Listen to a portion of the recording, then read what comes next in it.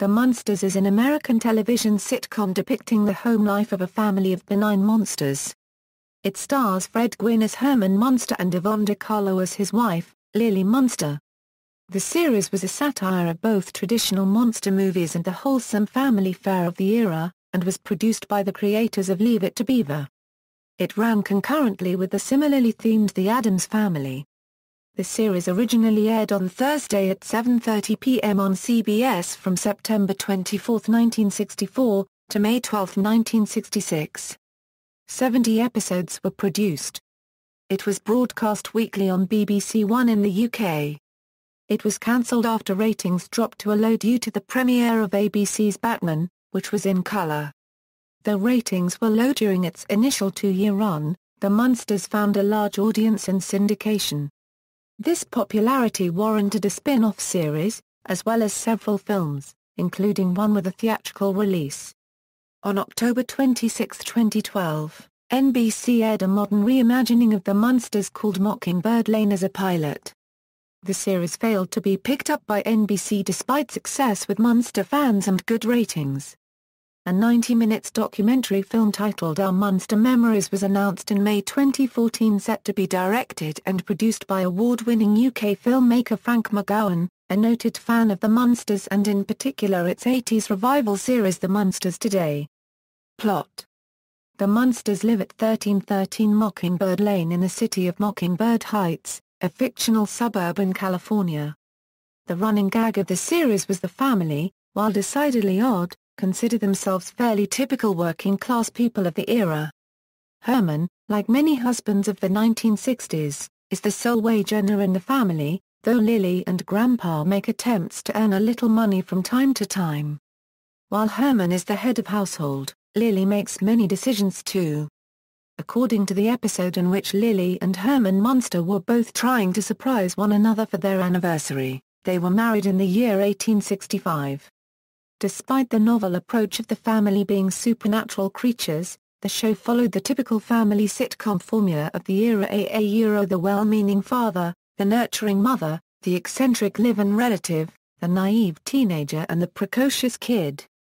There are some superficial similarities between the Munsters and Addams Family in that both were shows with a gothical look that featured families of horror movie characters incongruent with their mainstream suburban communities. However, the two shows were quite different in tone and characterization. Overall, the characters of the Addams Family were wealthy eccentrics who generally stayed at home, while the Munsters were a blue-collar and generally outgoing family of legendary monsters. The costumes and appearances of the family members other than Marilyn were based on the classic monsters of Universal Studios films from the 1930s and 1940s. Universal produced the Munsters as well, and was thus able to use these copyrighted designs, including their iconic version of Frankenstein's monster for Herman. Other studios were free to make films with the Frankenstein creature, for example, but could not use the costume and style of makeup originally created by Jack Pierce for the 1931 Universal Studios film Frankenstein. The makeup for the show was created and applied to the actors by horror makeup legend Bud Westmore, who pioneered many makeup effects and designs for many of the Universal monster movies. Cast, regulars, recurring guests, production notes. The idea of a family of comical monsters was first suggested to Universal Studios in the late 1940s by animator Bob Clampett, who wanted to do a series of cartoons. The project did not see development until the early 1960s. When a proposal for a similar idea was submitted to Universal Studios by Rocky and Bullwinkle writers Alan Burns and Chris Haywood. The proposal was later handed to writers Norm Liebman and Ed Haas, who wrote a pilot script, Love Thy Monster. For some time, there were executives who believed the series should be made as a cartoon and others who wanted to see it made using live action. Finally, a presentation was filmed by MCA Television for CBS, using live action. Pitch episode. The first presentation was 16 minutes and in color and was used to pitch the series to CBS and its affiliates. It never aired, and the script was reused as the basis for the episode My Fair Munster. The cast in order of appearance in the title sequence were, Joan Marshall as Phoebe, Beverly Owen as Marilyn, Nate Happy Durman as Eddie, Al Lewis as Grandpa and Fred Gwynne as Herman. Although the same house exterior was used in the actual show, it was changed to make it look more gothic and spooky. Changes included adding the tower deck and Marilyn's deck, a new coat of paint, and enlarging the living room. Although Grandpa had the same dungeon, Herman did not have padding in the pitch episode and was broad but thin. The most noticeable difference was his somber expression, compared to his comical silliness during the series. All characters, except Marilyn, had a blue-green tint to their skin. The biggest character difference was that Eddie was portrayed by Damon as a nasty brat. The title sequence had light happy music instead of the more hip surf theme that was to come. The episode is available on the complete first season of the Munsters DVDs. It was also decided that Joan Marshall looked too much like Morticia Addams and that Happy Damon was too nasty as Eddie, so both were replaced. On the basis of the first presentation, the new series, still not completely cast, was announced by CBS on February 18, 1964. A second black-and-white presentation was made with the new actors. In this version, Butch Patrick's Eddie appeared with a more normal look, although his hairstyle was later altered to include a widow's peak. Producers: the show was produced by Joe Connolly and Bob Moshe, who were already known for creating the Leave It to Beaver television series. Prior to that, they wrote over 1,500 episodes of Amos and Andy, a presence on network radio for nearly its entire history.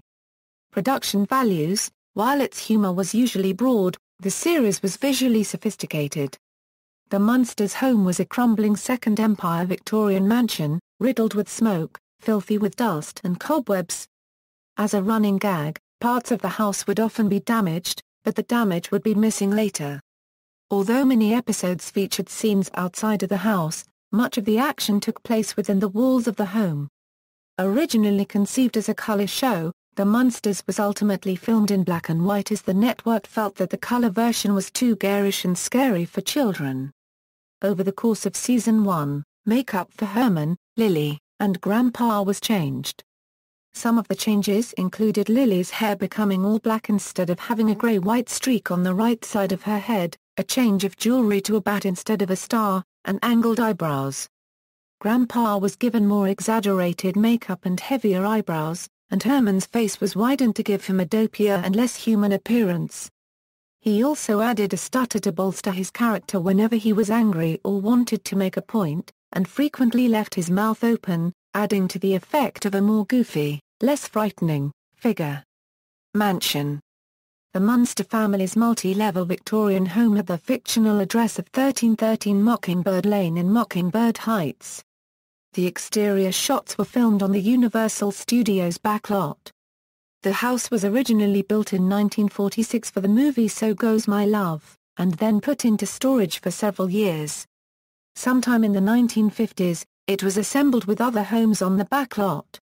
Until production of The Munsters in 1964, the house could be seen as a backdrop on many shows, including Leave It to Beaver. It was also the home of the family and Shirley and has appeared in other TV shows such as Coach and most notably Desperate Housewives. The interiors for the Munsters mansion were filmed entirely on an enclosed soundstage.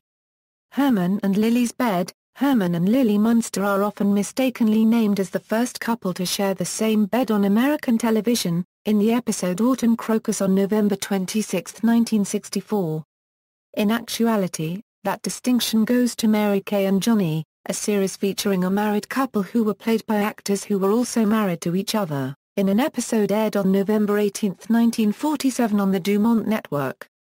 The first television couple to share a bed when the actors were not married to each other in real life was Samantha and Aaron Stevens of Bewitched on October 22, 1964. Munstermobiles, the Munster coach and drag ULA were designed by Tom Daniel and built by auto customizer George Barris for the show.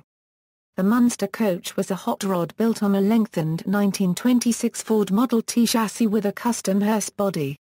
It was 18 feet long and cost almost $20,000 to build.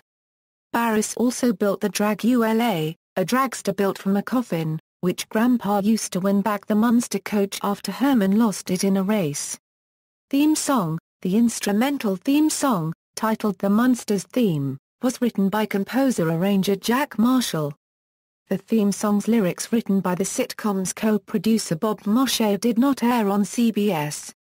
Described by writer John Burlingham as a Bernard Herrmann meets Duane Eddy sound, the theme was nominated for a Grammy Award in 1965. Surf band Los Straight Jackets recorded the song for the 1998 compilation album Halloween Hootenanny. Butch Patrick released a 1983 single, Whatever Happened to Eddie, which used the melody with lyrics added. The New York band The Comatines also released an instrumental version of the theme in the early 1980s. Episodes.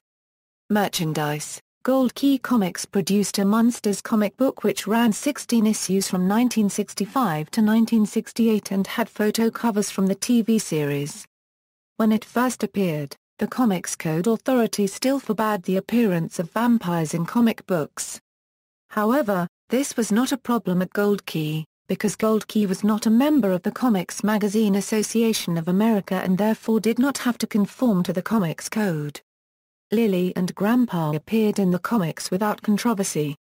Other merchandise included a set of rubber squeak toys, chloroforms, and an Aurora model kit of the living room and family.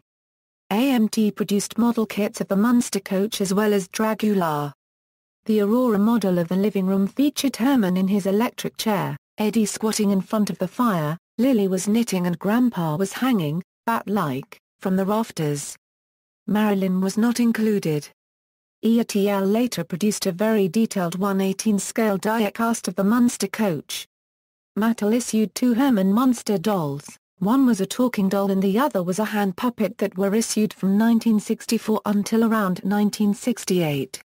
A video game based on the Munsters was published by Again in 1989. It was available for the Amstrad CPC, ZX Spectrum, Commodore 64, Commodore Amiga, Atari ST, MSX and DOS, but was heavily criticized by gaming press at the time because of its short length and lackluster gameplay. Ratings: 1964 Euro 1965, number 18, tied with Gilligan's Island, 1965 Euro 1966, number 34. DVD releases: between 2004 and 2008. Universal Studios Home Entertainment released the entire series on DVD in Regions 1 and 2.